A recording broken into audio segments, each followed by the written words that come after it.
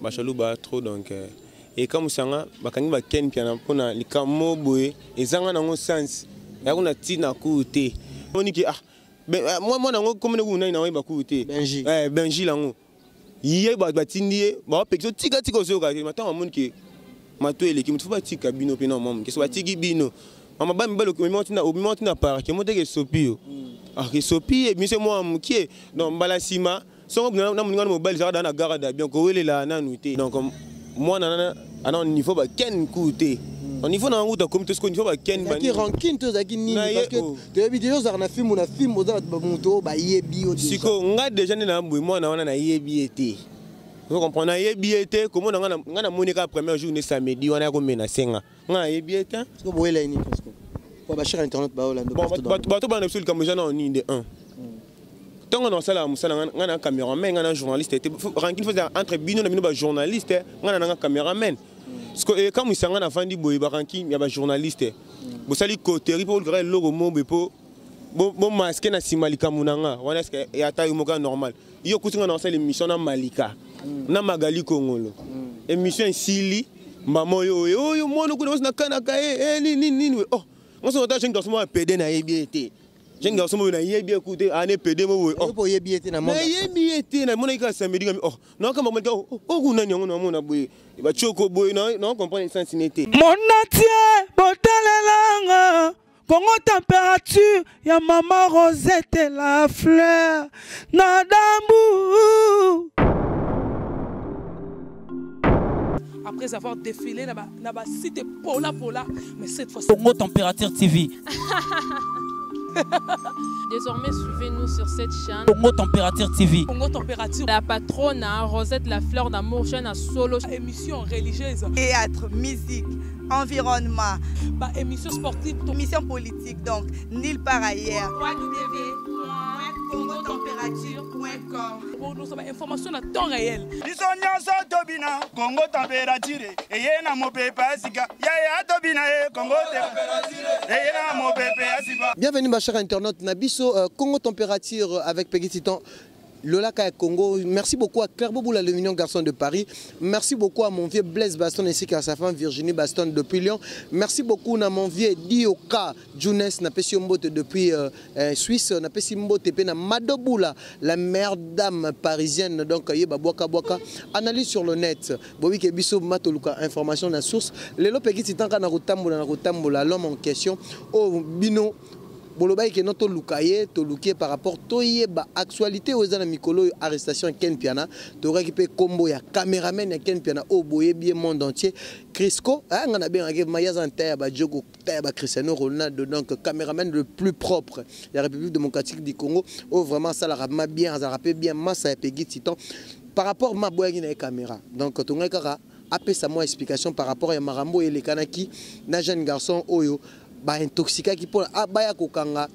ba agent ou bien baya kokanga patron il y a film déjà là je suis avec Crisco je le dis bonjour Crisco ouais bonjour Peggy Titan bonio ouais qui m'a bien l'aise quand il ba mo na l'aise film peut très bien on a mandenge mo boyebi ka film to be célébrer tout ça toujours na combat tout travail ka mais Crisco vous a parmi ba cameraman o ba tulelo ba yebi ba mona vraiment elongi na yo et par rapport lelo aussi prendre qui surpris il y a royoka qui non affaire nayo ndé ba ki kokanga Ken Piana d'abord ntolingi na pona tous à la bref o expliquer biso d'abord affaire ngo elekana ki ndenge nini o lelo ba ko simba Ken Piana na place na bon elo na ko expliquer bato ezaki mingi na Congo mon ba jaloux ba trop donc et comme ça bakangi ba Ken Piana pona likamo boye ezanga nango sens ya kuna tina kuté donc moi on niveau ba ken kuté au niveau na nguta comme tout ce qu'on niveau ba ken ba qui ranking to za kinini parce que de vidéo za na film za ba muto ba yebi o siko nga déjà na mbui moi na yebi été vous comprenez yebi été comment nga monika première journée samedi wana ko mena senga nga yebi été parce que boyela ini parce que pour ba cher internet ba Hollande ba to ba na sul comme jana en inde 1 tant on a ça là on a caméraman on a journaliste ranking faisait entre bino na bino ba journaliste on a caméraman parce que quand ils sont en afandi boy ba ranking ya ba journaliste bo sali côté pour le logo mo bepo bon masque na simalika munanga wana est-ce que ya taille moka normal yo kutinga na osala émission na Malika na Magali Kongolo émission sili maman yo mono kuna na kanaka nini oh on se retourne jeune garçon PD na yebiete jeune garçon na yebi écouter ane PD mo oh yebiete na monda yebiete na mona ka samedi ngami oh na kama mo oh kuna nyango na mona boye ba choko boye na comprendre sens nete on les aki wapi na lingwa la na MP oh tena beta ba dono pekta tika na bisi ya mune no za assurance wa mutu mi bale to ka mutu moko nga bisi ngana mukena ngomena muku amoko keba wa shite pe na soni ba to ba seki a cha itembe aya ba no bundisa nga tam mobile abuna niveau tia ke go swanga ouais vous comprenez ya su wana comme grave donc tia ke go swa assu dans son mobile de assu c'est que anti tétanique déjà il faut que zo ko oh on peut de bon faut que zo boy ba kila donc ya moni ba kutanga ma infection ba kila donc minwana mais siko c'est bon na parler moi repos donc semaine na zongeli na ngako pourtant yo o agressé qui est bongo bobundaki ou bien vous avez ka parce que yo zaki yo moko to zaki na Malika ngolo donc affaire ngo zaki ka non ndenge bango et ça les non ndeni ke bosima na nzo ngako bima na siso tourner mission non bima yi ayeko ay mama ko aborder ngambala moko na façon moneti ke moi na ye quoi on kitanga ngabe tant que mobile non linga bongo te oh mais yo on a mom ki obenga na masano na masano te ama no gangele nano ya pesa l'air to simo mulangi abambinga no sta minga da mulangi mulanga ezo yanga te donc déjà nga ko mulangi ko zo yanga te déjà bon oh c'est qu'il faut se défendre ah to banu bunda na wana considérer que ah na mona ni makasi na beto ko bande mo ba yo kabola parce que na yo mona mardi bota mona ba mila na ina na bakanga ken pia na gires bakanga est-ce qu'il y a dossier bakanga na gires autant yo mona ki ke bakanga ki ken na gires parce que là on y au salaki pour se sauver oh ngawuru mona na il paraît que ayebi place nga na vanda ayebi très bien so ga likamunanga so likamunanga oh même ba numéro na so pesa ko pesa numéro ka place au porter plainte na ba benga papa ya ko se présenter ni oh menosani na raison belinga na raison pena makasi bongo na ba ku ba avocat ba comprendre que Crisco a na raison mais non kinaki esamba na ya l'aise ou na gagner à l'aise donc on a qui mana ngate na nga ba parler numéro na nga za yango so azana ngote so benga nga 089 180 27 80 yo mto beti moto Crisco pe en plus ozana à l'aise au moins te que notre déjà lisolo déjà ya benji ba sombi yango na sima et comme na maboka ba tous parce que yo zo pesa numéro na moto yo te pas comprendre gagner mukie ane logo te zo comprendre donc bato ba na sima na o ba otini na bandenge mo ba ko sae ba chene erreur ba biyo fo bakanga yo to moni bande ko na biso ba Mike Lokamba basali ba analyse ba binengo betaki enenga azana problème fois ko ta radio o betaki makasi oh mais faut que pas l'état ba tapena age on pena ndinga ne to ani bomba ba te ya ba age mo bonde obanya ko bitumba donc so ko na beto so ba ko kange pe so ba ko tina kasho donc mobile ko la naïf bongo te ba Mike Lokamba bana ni susu bazé belé bato bazana net Mike Lokamba agecha titre agecha so elomo agecha titre ke kena skroke mbongo na diffamation non Mike Lokamba non liboma non de un an tout non pour anine est-ce que Ken père de famille famille ka saka o ya ye wana ya ndaku te na ya biso ya fimu na fimbu dans chaque fin du mois futa na pia agos croquer mbongo ah Mike Lokamba wana ko mutema mabe donc là Ken ata je respecte stroke mbongo c'est ga bi bango te nga saka na bango o moni nga soki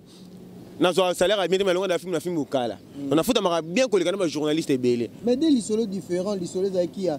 cameraman Crisco a betaki mutu ko yebisanga après koti à $20 siko yebisanga so monte elomo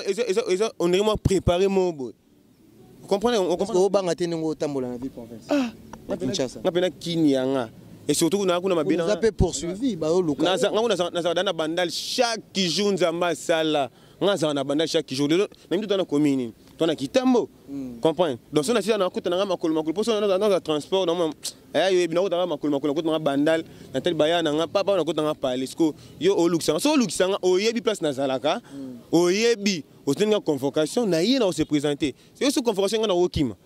ngam na raison na makasi na ndubo ngam na raison na makasi bona raison eza nini bashanga eza yo oyo bundisa ngai nga na yebi ote parce que bundisa nga na cause il faut que na cause oyo bundisela nga yé moko bien pasaki accompagner ba chroniqueur te ata ba chroniqueur bazaki wana oyo yebi rien à voir na makambo zaki ngata moko oyo yebi elongi na ya parier te ya ko kuta biso tuzaki na Magali Kongolo na Malika Mania comprendre bato zangi na bango na masa moba mulai boye moura de la presse hein na moura de la presse ouais na yep donc bango ba sala ki wana donc bango ba bane provocation pas Christo donc on a vu que yo tumbola ba provocation yem to banine provocation yem moko non déjà coûte bon c'est l'émission té hein nini boye nini boye non qui peut na ngai non ça na ba na ma bord na nga non c'est la poto que c'est l'émission OK tu d'abord c'est dans na tali ka dans son alisu ya yebate mais bato balingi ka ken penalty batika eloko wana mais yo po banga kité ozotambola na bato loko ba malika baza pe ba fi o bazala mona ba rankine peut-être même sous rankine na bango et là tibino pour na film baloba ke non bazokana bino ba olinga ba déjà ba nek déjà ko annoncer que ken piana il faut bakangaye donc peut-être na masolo ya Crisco ne ba ko profiter te bakangaye na dossier bien te il faut bakangaye na dossier ils avaient légal ya au moment que dossier na bakangaye na CPO bimaka et c'est un an kende ngamo so tono pena okepe na gesa na samba pe bien mais ce que ça nini malika mana na za bongo ça ba lora chou eza nani ranki na film la biso to kota on a mandemo boy on comprendre donc anya kina na malika bon ti lingwala so eza ki ba yo menacer malika on comprendre kina ngana kota on a mandenge mo boy ponga za la bongo muto na za kana ba ko menacer ba singa na zate parce que mabeza ki nini yena malika na ba magali kongo ba za ba masa. Ah donc le garçon baza ba massa baza ba master parce que nga magali kongolo na malika baba concert nanga so comprendre au travail na zakana bango magali kongo za na wantashi malika za na film za na bango presque chaque jour parce que tant massa na bango aya minasenga parce que baza na parti puis à côté na mututé ba pegisa ndenge mo mofuni ba pegisa kiwana mais tant ba pegisa moni ki moi nango comme nous na ba kuté Benji lango yé ba tindie ba pexo tika zo ka matin mon ki mato eleki mutu ba tika bino pe na mom ke so ba tiki bino mama ba mbalo ko mi na par ke mo te ke sopio ke sopi mi se moi mukie donc mbala sima songo na muninga mo bali za na garada bien ko welela na nuité ko sali onde ni yom to za kasima caméra Crisco na sur le bat ba redécouvrir yo ba fi a poto to rande ni ken pe na bele la rawo de Joseph garçon mo bo o lo baratier ngana sepela no makasi vraiment comportement na yo et lelo sikoyo o tei batunini déjà ba biki za derrière caméra c'est que bino pe ba cameraman beaucoup mo kota na ba rankine ba journaliste même pas oui binga ba rankine ba journaliste na kota ngote. Tu sais que oui, bato belé bana presse ba solara tena ken piana mais baba venanga ba grande sœur nanga ba massa nanga pe en fait ngana sena ba fille presque tout miné au ban internet lelo nga filmer bon te boka Crisco vous tanga combien de filles déjà oyo sala miné ni na sala na sala Jaël na sala Karine abane internet ici kana Congo mikili nga zara na yé comprendre donc des choses en expérience professionnelle na expérience ko ngam na zo bi na gene pas na film zo comprendre on a ça na film na ça ba 5 ans comprendre ça ba 5 ans na film na yé pe confoca ba benga na cofondateur ya film na film kasité tant ouvert nga banda bord va singa le journaliste na tel que amu na bi zo na ba Kongo mikili miko to kemba to film to ba na premier jour ngai na ken piana. Vous comprenez? Mais zéro abonné. Donc c'est notre vena ba yo casserole, notre vena ba Karine Mokonzi na kati. Comprenez? Na ba Bibi Kapinga. Vous comprenez? Na sana ba fille belle ba Cynthia Kapashi, o ko yobi minene. Donc na banda maniki à zéro, ti manika ko maniki à lelo. Parce que on entend mutu na yebi yo te, journaliste na na yebi yo te. Otangeli yango te. Comprenez? Faut ça la pegi titon passer mais na bande de l'école. Aux yeux brevet nango papier nango fier nango au gros ça na Canal Plus ce qu'on est au bongo c'est une organisation na mito aussi ça on a aginin donc comprendre tant besoin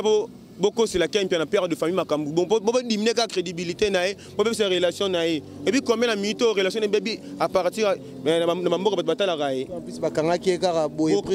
bokanga brusquement boye ba kraka banine et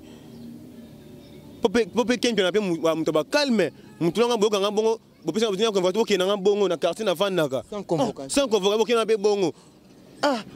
na hebi so no tricage na jalousie tricage na jalousie mais